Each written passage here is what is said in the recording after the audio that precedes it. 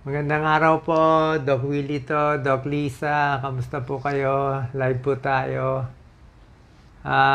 Medyo malakas-lakas tayo today, kaya tayo nagla-live para maliwanagan, di ba? Kasi maraming kasi mga vlogger gumagawa ng mga fake news tsaka real news, natataranta yung mga followers ko. Nasabi na iba, uy, patay na ata si Doc, hindi pa naman patay si Doc. Oh, yung isa, gumaling na si Doc, nag-miracle na. Ay, mabuti kayo, alam nyo pa, nag-miracle. Alam nyo talaga, pag vlogger talaga ganyan Katulad ngayon, lalabas to, mag-uunahan na yung mga vlogger. Gagawa na sila ng fake news para kumita lang konti. Yun lang po kasi talaga Kaya hilong-hilo ang kababayan natin sa tunay at sa hindi tunay. Tayo rin nagpapahirap sa sarili natin. Doc Lisa? Yes, una sa lahat, nagpapasalamat po ako sa pagkarami-raming nagdadasal kay Doc. So siguro yun po yung dahilan bakit lumalakas si Doc dahil sa dasal nyo. Siyempre, pag kayo ang humiling sa Panginoon, papakinggan kayo. Salamat po. Actually, ayoko nga nagdadasal sila sa akin. To be honest, ayoko nagdadasal kayo sa akin. Gusto ko magdasal kayo sa sarili nyo. Magdasal kayo sa anak ninyo, sa kaaway ninyo, sa magulang ninyo, okay na ako. Isang tao lang naman ako, di ba? Pagdasal nyo na lang sarili nyo, pagdasal nyo yung kapitbahay nyo, okay na ako. Lately, condition, bali na sa Singapore tayo, lagi ko naman sinasabi, kahit nung unang vlog, sinabi ko naman nasa Singapore tayo, kasi nga, ang tagal nga nung test sa atin. So, nakakalimang linggo na kami dito. May good days, may bad days. Last 2 days, medyo bad days kasi ang isang side effect kasi nung chemo titigas ang dumi, parang bato. So, pag parang bato yung dumi mo, fecal impaction, dudugo, para kang manganganak. 2 araw ako walang tulog, mahirap. Okay, tingnan natin ito mga questions. Okay, so yung mga questions, gumagaling na ba si Doc Willie? So hopefully, matapos namin yung cycles of chemo, ganun po ang tawag doon, cycles. So, more or less, sabi nila, mga 6 cycles every 3 weeks. So, that's around 18 weeks. So, nakakaisang buwan na po tayo. Almost, malapit na po. So, mga 3 more months to go. Gumagaling o hindi, walang nakakaalam. Kaya kung may napanood kayo, gumaling o hindi gumaling, walang nakakaalam. Pero parang gumagaling. Parang lumiliit. Kasi dati 10 out of 10 ang sakit. Kaya may time 2 out of 10. Pero pag Amerika naman ng napakasakit, parang 9 out of 10 ang sakit. Tapos less na po yung manas at saka yung paninilaw ni Doc Willie. Yes, na-lessen na lahat. Nawala na yung paninilaw ko, namayat na ako ng, I think, 24 pounds, 75 kilos, ngayon 64 kilos na lang ako. Nawala na yung paninilaw. Mukhang lumawag. Paano yung inferior vena cava, hindi na ganun kagalit. Nawala rin yung manas ko, pati yung varicose ko. Ang nawala lang yung buhok ni Doc. Hindi, side effect yun.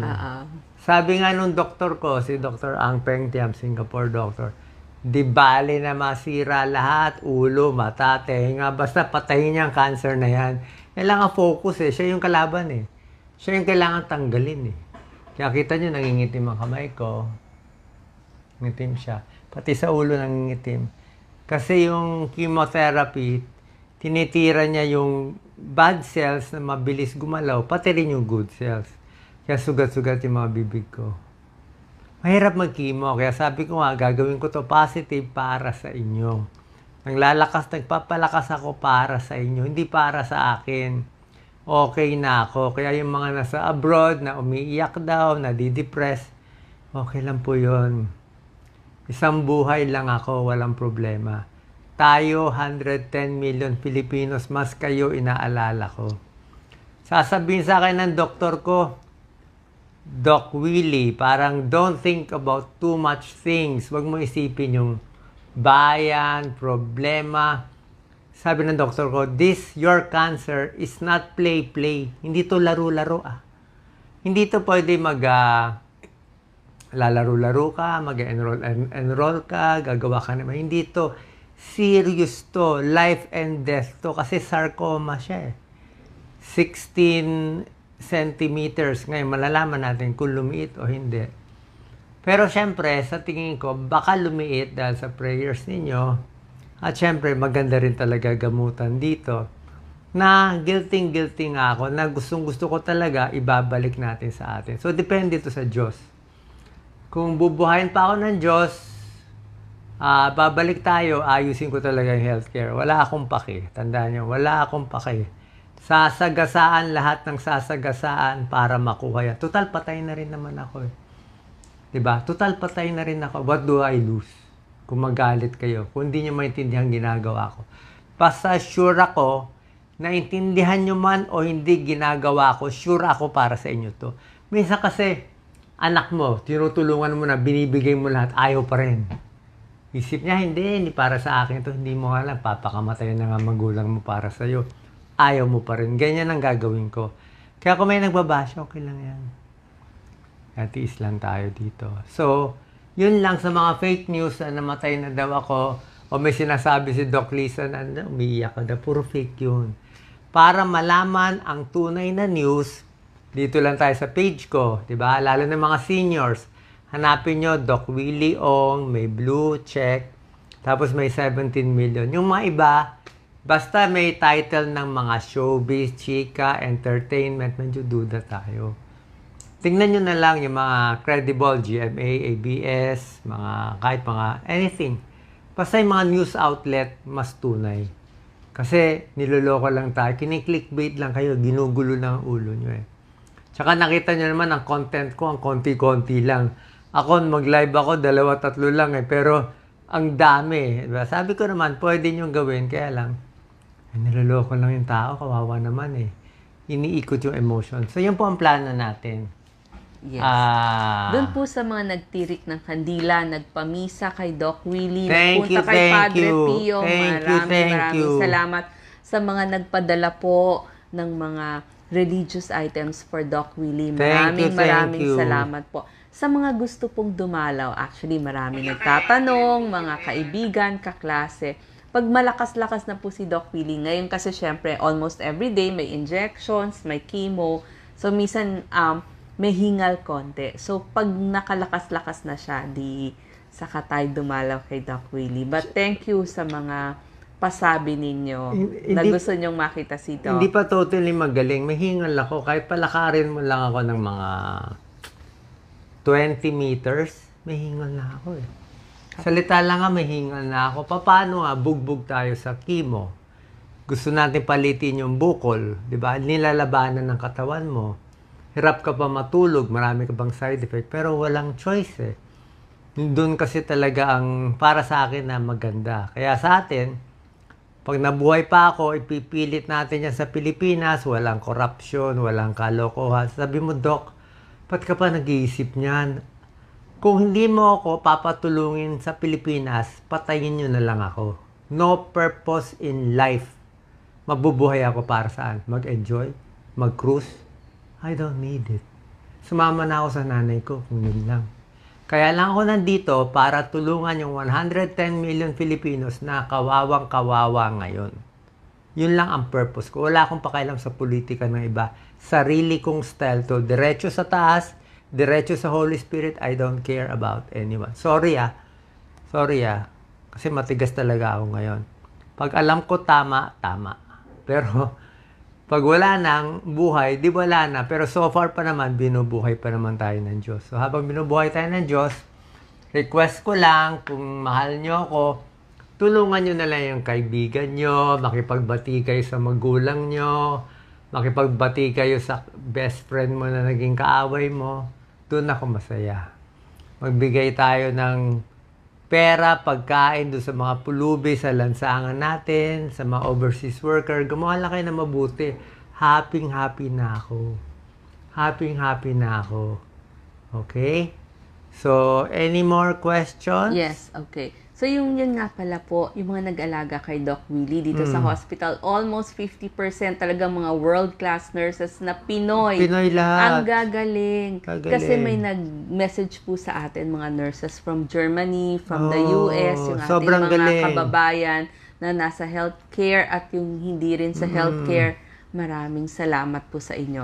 So, ang mga questions, yung mga naghahantay, kailan daw ulit mapapanood si Doc Willie. Siyempre, ngayon medyo yung mga lives namin hindi madalas. So, pipilitin ni Doc, pag malakas, good days, di itatry.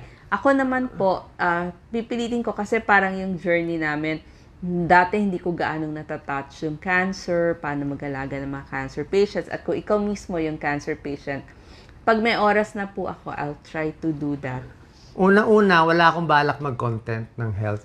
Baka si Doc Lisa, I have no more plans to content sa health. Yung mga sakit sa puso, no more. Tapos na yun. 6,000 ang videos ko, ano pa ba gagawin? Magaling si Doc Alvin, sila Dr. Dex, ang dami-dami doktor. Hindi nyo na kailangan ng health topics. Ang kailangan, ayusin natin yung Pilipinas kasi ang dami namamatay, ang dami naghihirap. Yan na lang ang job ko. Last job ko, fix the Philippines, fix the country.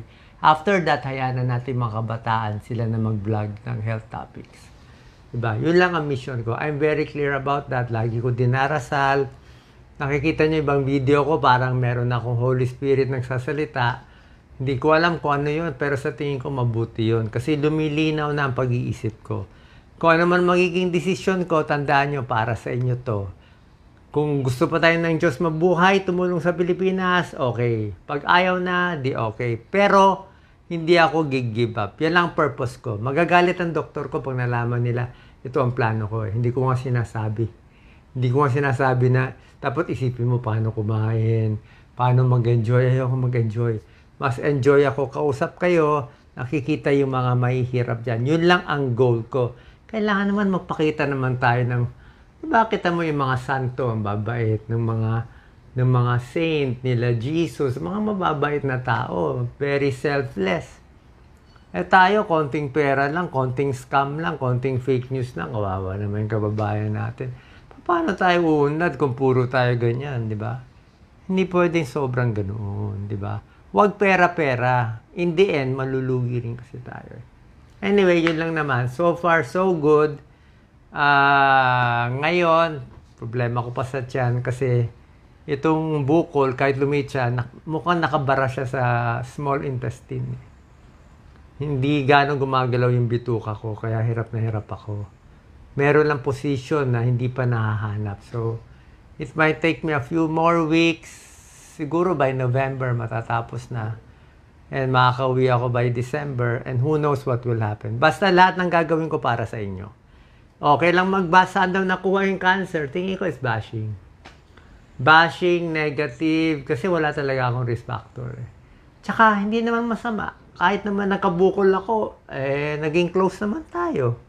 Diba? Hindi ako nakabukol, hindi nyo na rin naman ako papanoorin. Wala na nga 500 yung nanonood sa akin. Kaya nakabukol ako, 50,000 naman nanonood. Siguro okay na yun. It's a good deal. Basta mahal na mahal ko kayo habang nasa mundo ako. Pag namatay na ako, let's say namatay ako, aalagaan ko kayo from above. Promise ko yan. Aalagaan ko kayo from above. That's my promise. Okay? So far, so good? Yes, opo. Doon naman po, naging journey natin to. So, kailangan aware tayo kung may lahi po tayo ng cancer sa pamilya. So, maganda po, magpapa-check up tayo. Kaya doon po pumapasok yung ating blood test, yung ating x-ray, tsaka yung ultrasound.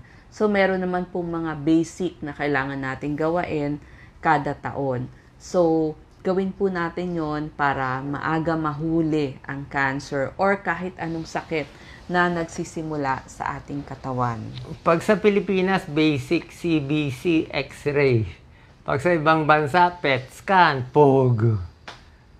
Para tayong grade 1, nakakaya naman. Tayo papayag ganun.